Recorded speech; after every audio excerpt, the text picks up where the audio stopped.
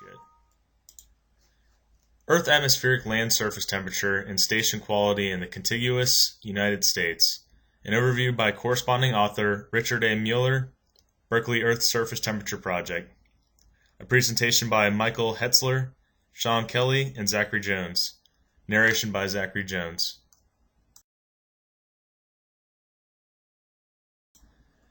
A lot of doubt has been cast on the usefulness of historic thermometer data in analyzing the record of global warming. Surveys show that temperature stations in the U.S. had potential temperature biases compared to estimating global warming because of poor sites.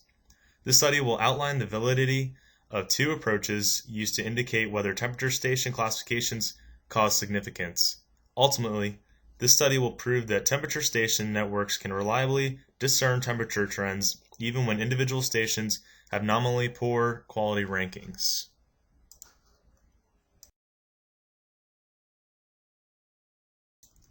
There are three organizations that assembled the world's temperature measurements, all of which play a key role in estimating the degree of global warming. They are National Oceanographic and Atmospheric Administration, NASA Goddard Institute of Space Science, and UK Met Office Climate Research Unit, the University of East Anglia. Each organization keeps historical records and regularly updates their estimates of global average temperatures. All three use different data collection approaches, but there is much overlap. Recently, the accuracy of the three organizations have been questioned because of suspected bias in the urban heat island. There may also be microsite bias, which means bias may arise from physical processes that dominate within 100 meters of a temperature station. The different approaches have shown little to no effect within data sets.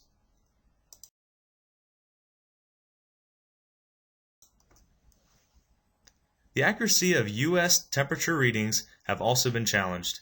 A team formed by Anthony Watts has recently surveyed 82.5% of all U.S. historical climatology network temperature stations. A map of the temperature stations' locations is shown on the right. The survey ranked all stations according to a classification scheme referred to as climate reference numbers. Each location was given a number based on physical attributes of the site.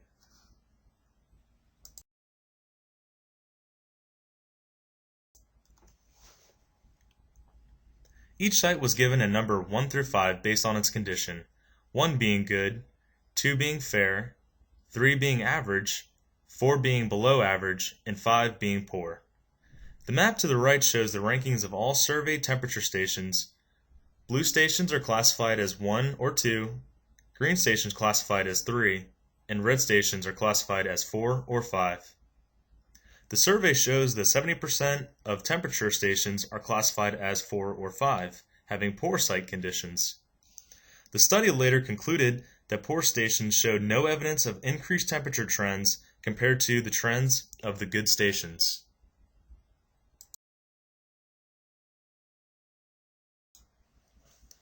Two approaches are presented to analyze the temperature trends for a variety of groupings of the station rankings.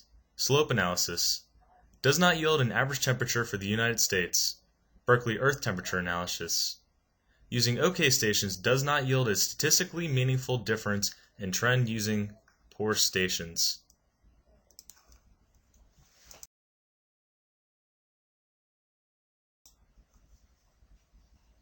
To start the study, we must understand what defines each CRN category. The sites were grouped into two sections. These were good and poor sites. CRNs 1, 2, and 3 are good, where CRNs 4 and 5 are poor. CRN 1 is the most accurate category. This category requires the site to be on a flat and horizontal ground where vegetation is below 10 centimeters. The location has to be a minimum of 100 meters from any artificial heating or reflective surfaces like large bodies of water. And this station cannot have any shading when sun elevation is above 3 degrees. CRNs 2 and 3 are similar to CRN 1 with differences in distance from artificial heating sources. CRN 5 is the least accurate with a calculated error greater or equal to 5 degrees Celsius.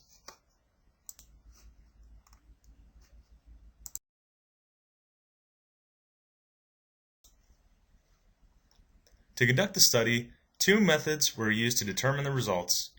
first of which was the slope analysis. This study examined histograms of temperature trends to determine the spread of station data and variance according to site categorization. The next study conducted was Berkeley's Earth Analysis Method. This constructed a complete temperature record. This analysis helps illustrate the average temperature trends across multiple site classifications.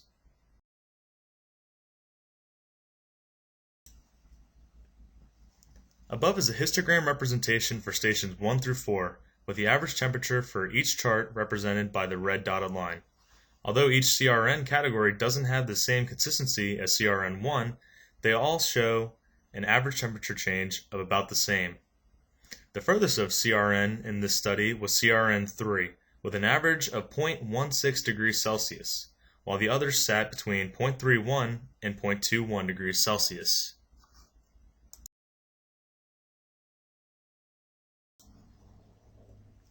CRN5 showed the highest temperature change with an average of 0.58 degrees Celsius. Also seen in CRN5 is that 20% of the stations are in fact cooling. There could be outside factors such as trees causing shade on them. The overall average of all these stations was 0.26 degrees Celsius and can be seen on the chart to the right.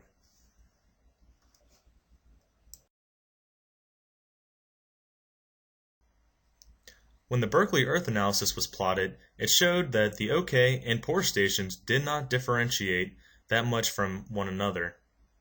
The OK sites are shown in red and the poor sites are shown in blue.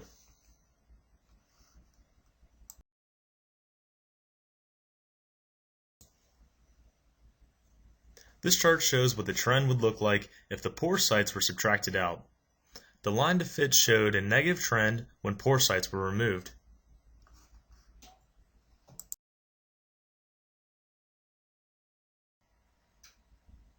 In conclusion, the study showed there is no significant bias based off the analysis performed with the Berkeley Earth estimates on more than 80% of the weather stations.